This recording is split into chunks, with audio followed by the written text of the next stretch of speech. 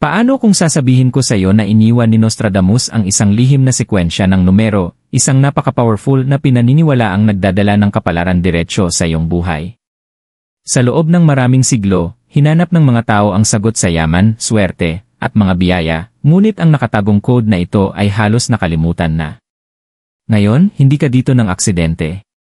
Kung pinapanood mo ito, maaaring ginagabayan ka ng tadhana na tuklasin ang parehong landas na ginamit ng iba para gawing biglang kasaganaan ang kanilang mga pakikibaka. Isipin mo ang iyong mga utang na naglalaho, ang pera na dumadaloy, at ang mga oportunidad na nagbubukas, lahat dahil na-unlock mo ang sinaunang sekwensya na ito. Matapang ka bang subukan ito? Kilala si Nostradamus sa buong mundo bilang ang taong nakakita ng hinaharap. Ang kanyang mga propesya tungkol sa mga hari, digmaan, at maging malalaking sakuna ay umalingaw-ngaw sa kasaysayan. Ngunit ang karamihan sa mga tao ay hindi napapansin na iniwan din niya ang mga nakatagong pahiwatig tungkol sa yaman, kapalaran, at kasaganaan. Sa kanyang mga sinulat, nakakalat sa pagitan ng mga linya ng misteryo, nakatago ang isang sinaunang sekwensya ng numero na pinaniniwalaang may kapangyarihang magdala ng pagbabago. Para sa mga Pilipino, ang mga numero ay laging may kahulugan, maging sa kaarawan, tiket sa loto, o araw-araw na mga palatandaan. Naniniwala tayo sa swerte, na ang isang maswerteng sandali ay maaaring magbago ng lahat. Ito ang dahilan kung bakit ang sekwensya ng numero ni Nostradamus ay mas mahalaga ngayon kaysa dati. Hindi lang ito tungkol sa yaman, ito ay tungkol sa pagbubukas ng mga pintuan ng oportunidad na inihanda ng universo para sa iyo.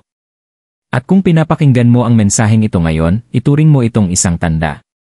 Ang kapalaran na matagal mo nang hinihintay ay maaaring abot na sa iyo ngayon. Ang misteryo ng sinaunang sekwensya ng numero. Sa buong kasaysayan, ang mga numero ay may kapangyarihan na lampas pa sa simpleng pagbibilang. Ang mga sinaunang sibilisasyon, mga Ehipsyo, Griego, Chino, at maging ang mga unang Pilipino, ay naniniwala na ang mga numero ay mensahe mula sa banal. Hindi sila basta-basta nangyari, sila ay mga code ng tadhana.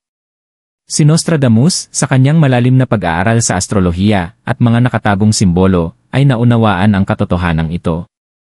Sa kanyang mga lihim at mapanlikhang sinulat, nakakalat sa mga taludtod, ay nagbigay siya ng pahiwatig tungkol sa isang sekwensya na maaaring baguhin ang enerhiya ng kapalaran mismo. Ang isinaunang sekwensya ng numero ay hindi lamang simpleng hanay ng mga digit. Ito ay isang pattern, isang koneksyon ng kaluluwa ng tao sa universal na kasaganaan. Kapag inuulit, sinusulat, o iniisip ng may focus, ito ay inaayos ang iyong enerhiya sa mga pintuan ng oportunidad. Isipin mo ang isang susi na hindi nakikita ng mata, ngunit sapat ang kapangyarihan upang buksan ang mga vault ng biyaya. Iyan ang kinakatawan ng sekwensyang ito. May ilang historiador na nagsasabi na iniwan ni Nostradamus ang mga numero hindi lamang upang hulaan ang mga taon at pangyayari, kundi upang gabayan ang mga naghahanap ng kapalaran. Ang mga numerong ito ay lumitaw sa kanyang mga quatrain, na hinabi na parang mga nakatagong hiyas sa pagitan ng mga salita ng propesya. Para sa karamihan ng mga mambabasa, tila walang kahulugan. Ngunit sa mga masusing nag-aral nito, nagbubunyag ang mga ito ng palatandaan ng yaman, proteksyon, at biglaang pagbabago. Isaalang-alang ang numero 8, simbolo ng kawalang hanggan, balanse, at walang katapusang yaman. Sa kulturang Chino, na malaki ang impluensya sa kalakalan sa Pilipinas, ang 888 ay itinuturing na pinakapantasyang numero para sa swerte. Binanggit mismo ni Nostradamus ang mga siklo at kawalang hanggan sa paraang kahawig ng paniniwalang ito. Sinasabi pa nga ng ilan na nakakita siya ng pag-angat ng mga bansa at pamilya sa pamamagitan ng ganitong paulit-ulit na pattern. Pagkatapos ay naroon ang 7, madalas tawaging numero ng banal na timing. Ito ay kumakatawan sa kabuuan, espiritual na pagkakahanay, at mga nakatagong biyaya na naghihintay na lumitaw. Sa maraming tradisyong Pilipino, 7 barya, 7 kandila, o 7 panalangin ang iniaalay para sa swerte. Binanggit ni Nostradamus ang numerong ito kapag nagsusulat tungkol sa mga turning point sa tadhana. At syempre, hindi magiging kumpleto ang sekwensya kung wala ang 3, ang numero ng pagkakaisa at paglikha. Sa parehong kanluranin at Pilipinong espiritualidad, sagrado ang 3, Ama, Anak, at Espiritu nakaraan, kasalukuyan, at hinaharap katawan, isip, at kaluluwa. Madalas sumulat si Nostradamus sa triplets, na nagpapahiwatig na ang kapalaran ay gumagana sa siklo ng 3. Kapag pinagsama, bumubuo ang mga numerong ito ng isang sekwensya na napaka-powerful na marami ang naniniwala na tinatawag nito ang kasaganaan diretsyo sa buhay ng tao. Ang lihim ay hindi lamang malaman ang mga numero, kundi gamitin ito ng may intensyon, isulat, ulitin ng malakas, o ilagay sa lugar kung saan dumadaloy ang enerhiya. Isang simpleng gawa, ngunit konektado sa mga siglo ng mistikal na paniniwala. Ang mga Pilipino ay palaging naniwala sa mga maswerteng palatandaan at sagradong code. Mula sa paggamit ng kaarawan para sa loto, sa maingat na pagpili ng numero ng bahay, hanggang sa pagbubulong ng panalangin sa mga barya, naiintindihan ng ating kultura na ang mga numero ay maaaring baguhin ang swerte. Maraming daang taon na ang nakalipas, maaaring itinuturo na tayo ni Nostradamus sa parehong katotohanan. Kaya kapag narinig mo ang tungkol sa sinaunang sekwensyang ito ngayon, huwag mo itong i-dismiss bilang pagkakataon lamang. Tanungin ang iyong sarili, bakit ba naabot ka ng mga numerong ito ngayon? Maaari ba itong universo sa pamamagitan ni Nostradamus? Seksyon 4, mga palatandaan na tinatawag ka ng numero. Kapag ang isang sinaunang sekwensya ng numero ay nagsimulang lumapit sa iyong buhay, bihira itong dumarating ng tahimik. Ang universo ay hindi basta-basta bumubulong, nag-iwan ito ng malinaw na palatandaan para sa mga handang makapansin. Naniniwala si Nostradamus na ang kapalaran ay nagpapakita sa pamamagitan ng mga simbolo at pattern bago pa man pisikal na dumating ang mga biyaya. Ang mga palatandaang ito ay hindi aksidente, ito ay paanyaya. Isa sa pinakakaraniwang paraan kung paano ka tinatawag ng sekwensyang ito ay sa pamamagitan ng paulit-ulit na numero. Napansin mo na ba ang orasan at nakakita ng 11 oras 11 minuto, 2 oras 22 minuto, o 3 oras 33 minuto ng paulit-ulit? Napansin mo na ba ang parehong digit na sinusundan ka sa mga resibo, plaka ng sasakyan, o kahit sa tiket ng loto? Hindi ito mga pagkakataon lamang. Ito ay mga senyales na ang iyong enerhiya ay nag-aalin sa sinaunang code ng kasaganaan. Mas madalas mo itong makita, mas malakas ang tawag nito. Isa pang palatandaan ay sa pamamagitan ng panaginip at bisyon.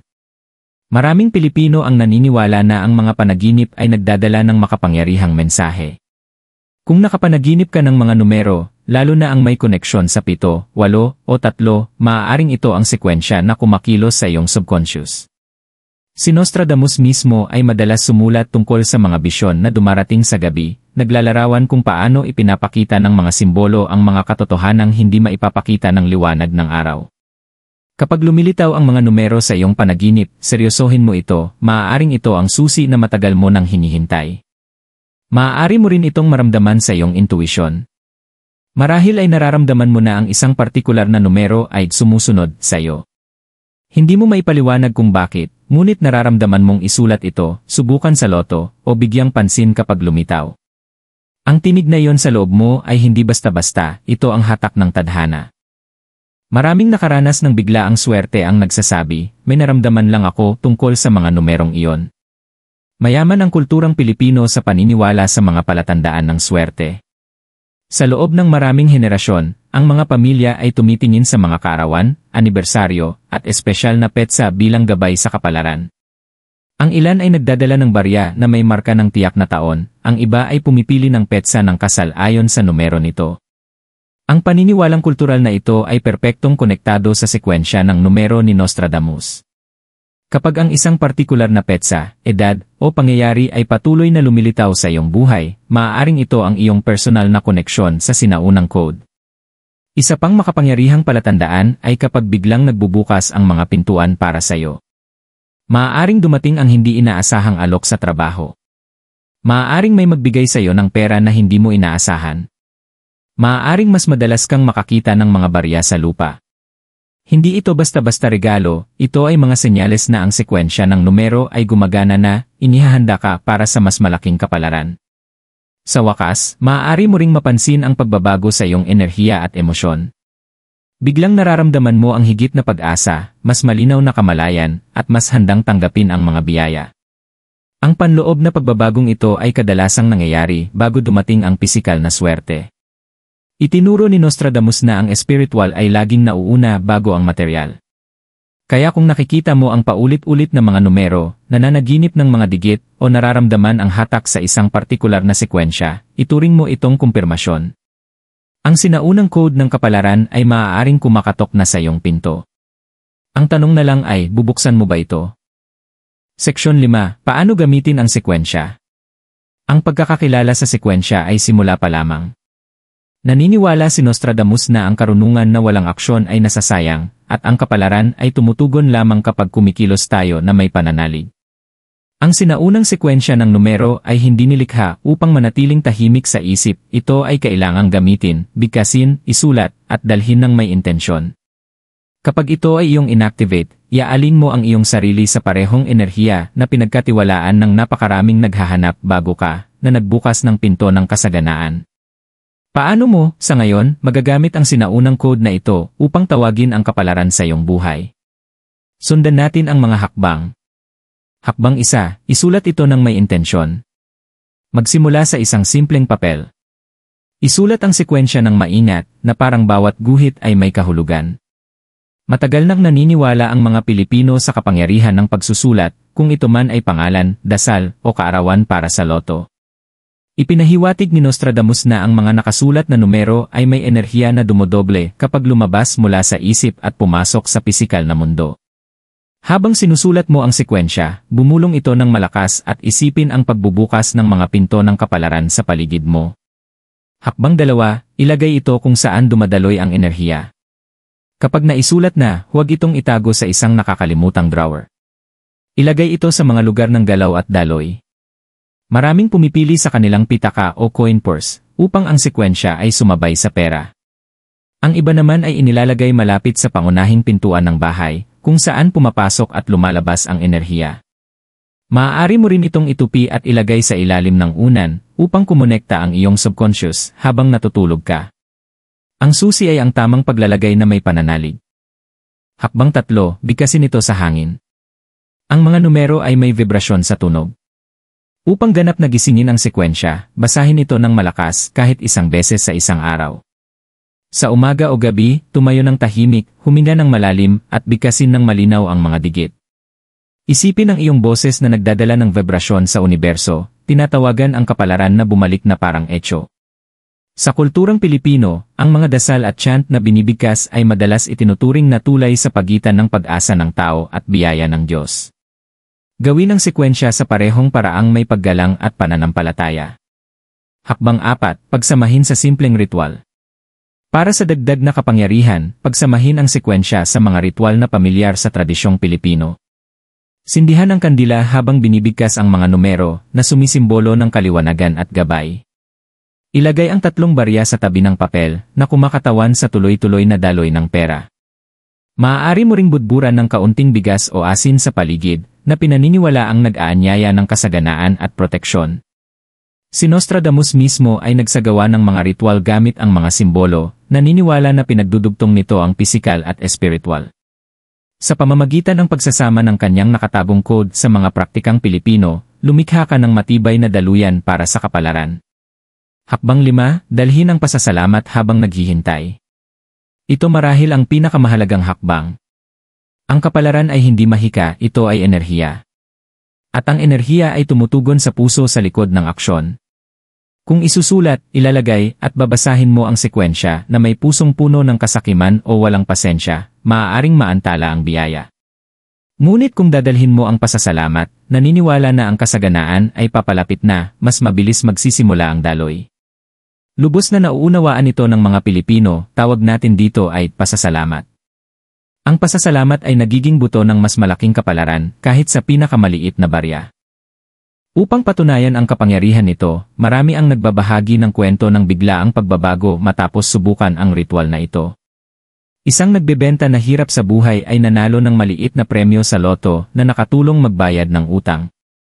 Isang manggagawa ay hindi inaasahang na-promote.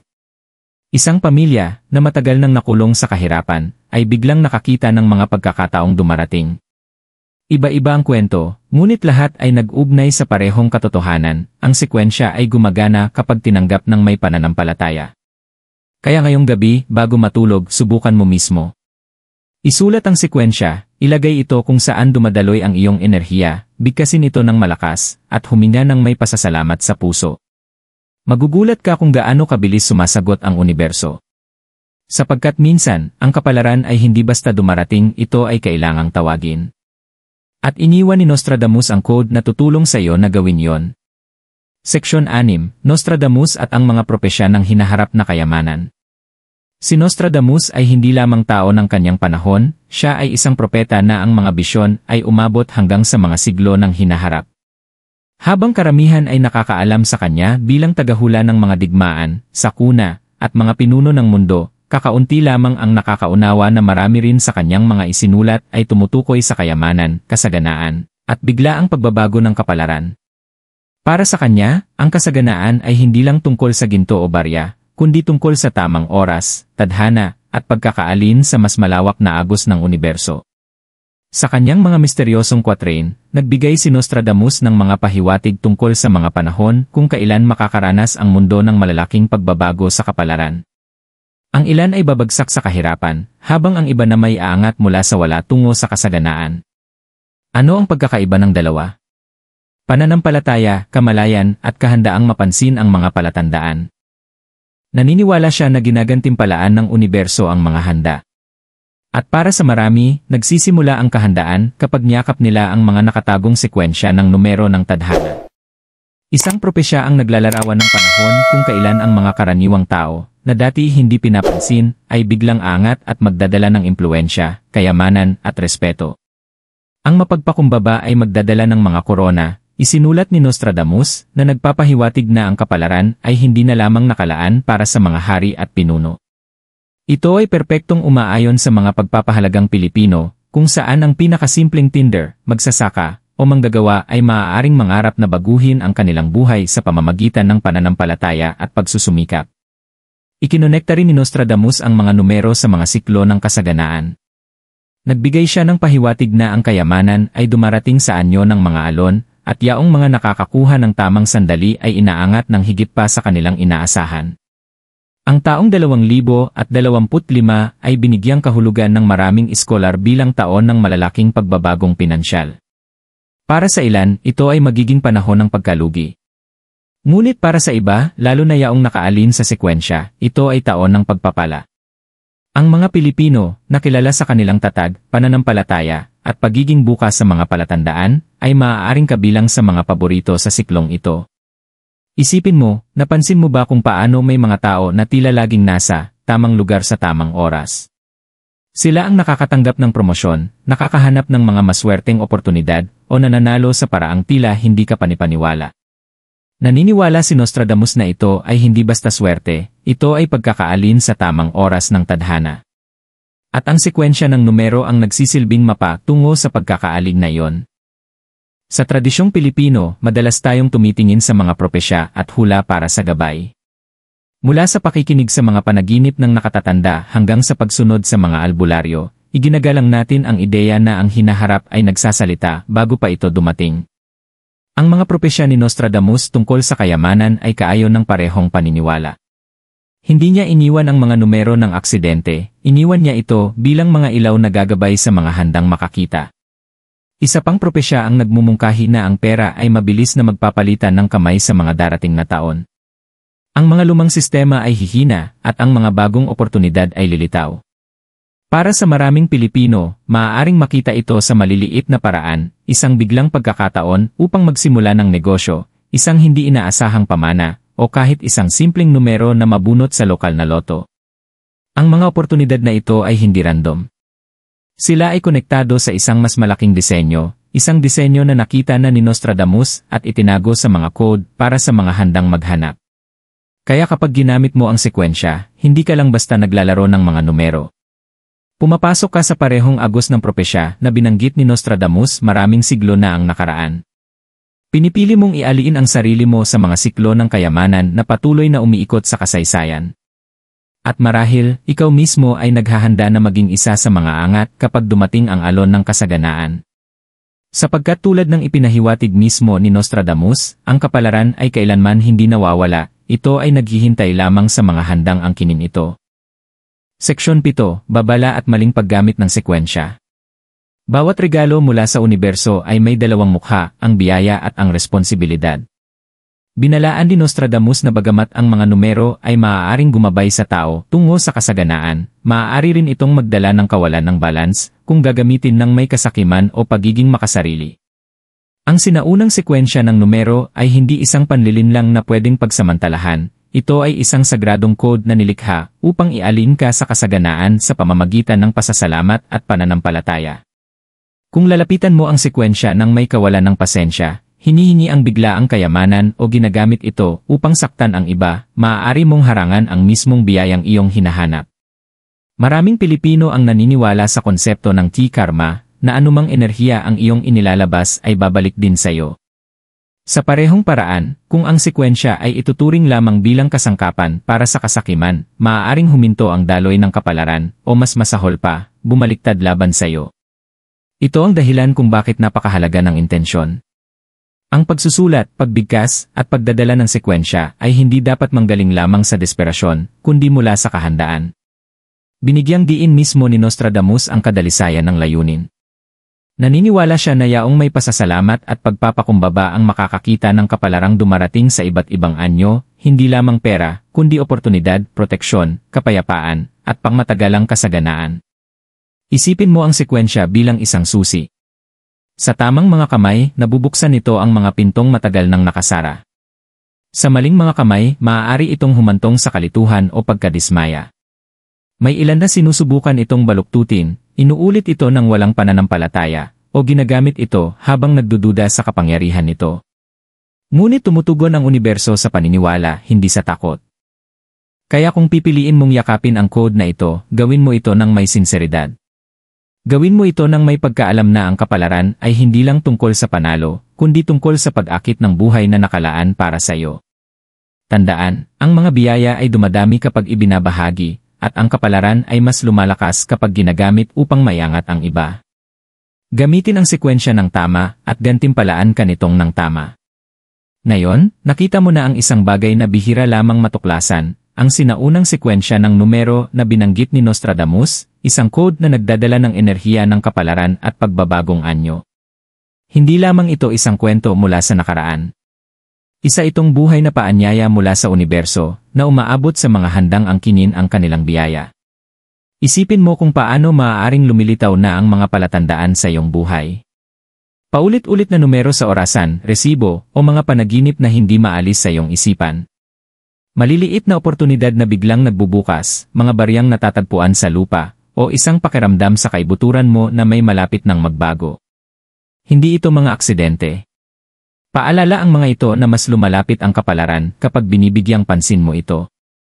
Simple ngunit makapangyarihan ang mga hakbang, isulat ang sekwensya, ilagay ito kung saan dumadaloy ang enerhiya, bigkasin ito ng may pananampalataya, at mamuhay ng may pasasalamat. Pagsamahin ito sa mga tradisyong Pilipino ng kandila, barya, o panalangin, at makakalikha ka ng tulay sa pagitan ng propesya at ng iyong realidad. Huwag maliitin ang pagsasanay na ito. Marami na ang minsang nahirapan ngunit nagbahagi kung paanong nagbukas ang mga pintuan matapos nila itong yakapin. Ngunit tandaan din ang babala. Ang sekwensya ay hindi laruan. Hindi ito tungkol sa kasakiman o sa madaling paraan. Ito ay tungkol sa pagkakaalin, tamang oras, at pananampalataya. Naniniwala si Nostradamus na ang tunay na kapalaran ay dumarating sa mga handa, hindi lang sa gawa kundi sa puso. Gamitin ang sekwensya ng may pasasalamat at pararamihin ng universo ang dala mo. Kaya sa iyong paglisan ngayon, tanungin ang iyong sarili, bakit ba natagpuan ka ng mensaheng ito ngayon? Maaari kayang ang kapalaran na matagal mo nang ipinagdarasal ay narito na, abot kamay mo na. Maaari kayang matagal nang naghihintay ang tadhana na mapansin mo ang mismong tandang ito. Kung naniniwala ka, kumilos ka. Isulat mo ito. Bigkasin mo ito. Dalhin mo ito. Angkinin mo ito. Sapagkat minsan, isang sekwensya lang, isang hakbang ng pananampalataya, ang kailangan upang baguhin ang lahat. At marahil ito na ang iyong oras.